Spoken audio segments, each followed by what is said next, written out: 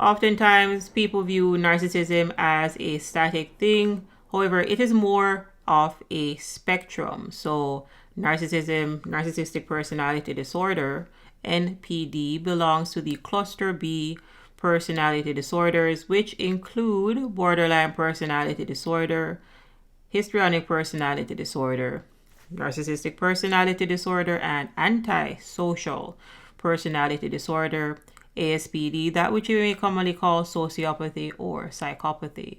So the cluster B is a spectrum of energy, because energy is a spectrum. All right.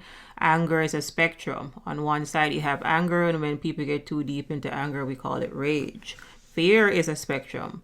On one side, you have fairly normal fear. Then, if fear metastasizes, it becomes paranoia or a phobia. So the cluster B is the same. Narcissism is also a spectrum. So you could very well be dealing with a malignant narcissist, for example, which essentially is where narcissism and sociopathy or psychopathy overlap. It is where NPD and ASPD overlap. So you may hear this being referred to as malignant narcissism, or you may hear me refer to this as narcopathy. So it's a narcissistic sociopath or a sociopathic narcissist, a psychopathic narcissist, etc. So oftentimes you will see where narcissists are sadists.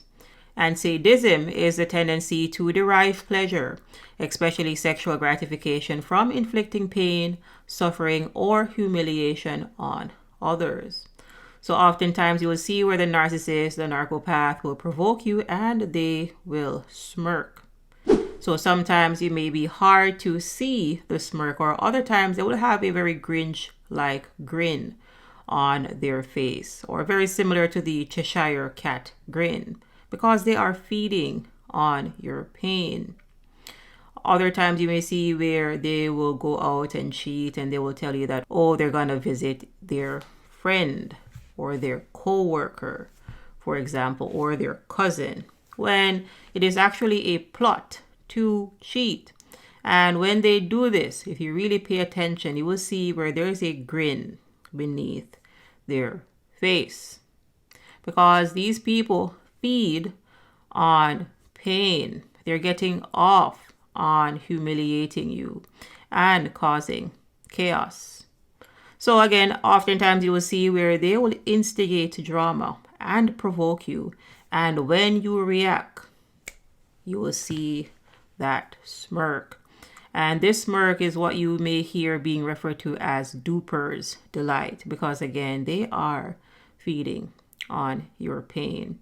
So beware of the sadistic narcissist, because sadism kind of goes along with narcissism, because you really are dealing with empathy impaired individuals. And there really are 4 main characteristics that you can use to identify pathological narcissists. So number 1, they're grandiose. So you're dealing with people that believe that they are better than you and they are superior to you without merit. Again, this is their grandiosity. Next up, you're dealing with people that require excessive amounts of attention, admiration, validation, and your reflection, because you have to boost their ego. Thirdly, is that they are empathy impaired. They do not have empathy to give to you. So you're dealing with very cold individuals. And fourthly, understand people that narcissists are pathological liars. They are always lying. They get off on duping others. It gives them a rush. And oftentimes, again, you will see where they have that Cheshire cat grin, smirk on their face after they have successfully duped you. Because again, they experience duper's delight after they deceive others. So as it relates to the diagnostic criteria for NPD, right, clinicians need 5 or more of the traits that you see listed in order to diagnose someone. But people, I want to make it abundantly clear to you, if you encounter anyone with at least 1 or even 2 of these traits, they are going to be a very toxic and a dysfunctional person. So do not wait until the individual gets to 5. So you could meet someone that does not meet the diagnostic criteria of having 5 or more of the traits. It does not mean that they won't be a toxic person. So understand that pathological narcissist people are people that abandoned their true selves in childhood for a mask. Again, that mask is that ego. The mask is what they're using to deceive you. The mask is what they're using to love bomb you. And the mask is tailor-made to deceive you. So if you like R&B music, people, the narcissist likes R&B music. If your favorite sport or favorite activity or hobby is fishing, then all of a sudden the narcissist likes fishing. They are going to be a bait and tackle expert. That is what you're dealing with. They are mirroring you, and they mirror you in the love bomb so that you believe that they are like you, so that you drop your guard, so that they can later devalue you. And the devaluation phase in the narcissistic abuse cycle, again, people, is where the abuse comes in. It is the gaslighting. It is the double bind. It is where the triangulation is going to come in, etc. Because you're going to want to go back to the person that you met. However, that person did not exist. It is false. It is a mask.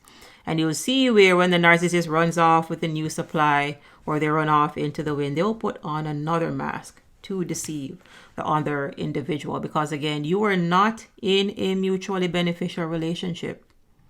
You were in a abuse cycle. And this is why things seem so up and down and topsy-turvy, and nothing can ever be right. Because nothing can ever be right, because narcissists are programmed backwards. They believe that they are the mask.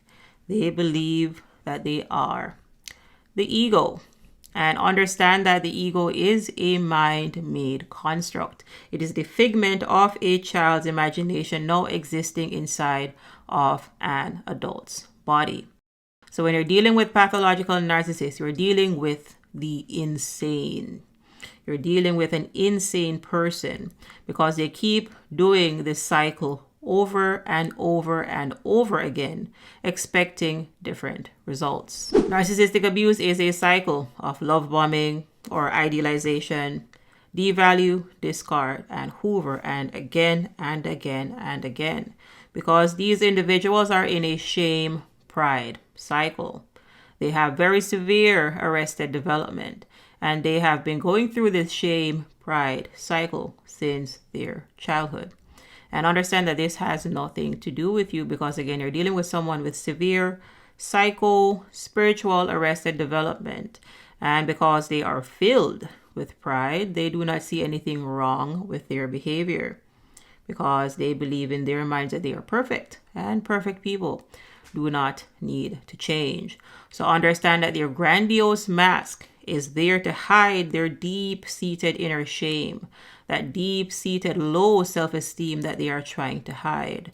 But when you look beyond the mask, or when you look in between the cracks in their mask, you will see that they are a very feeble, fragile, and highly insecure person, because again, they have pathologically low self-esteem.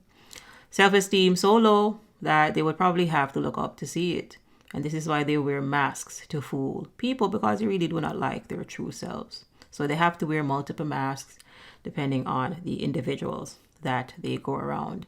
So if you're dealing with a narcissist, especially those on the malignant side, those that are deep into narcissism, where narcissism overlaps with antisocial personality disorder, that which you may call sociopathy or psychopathy, you should be very mindful of hanging around these individuals, because they are very sadistic, and they are like a serpent monitoring a rat, and they are waiting for the perfect moment to strike.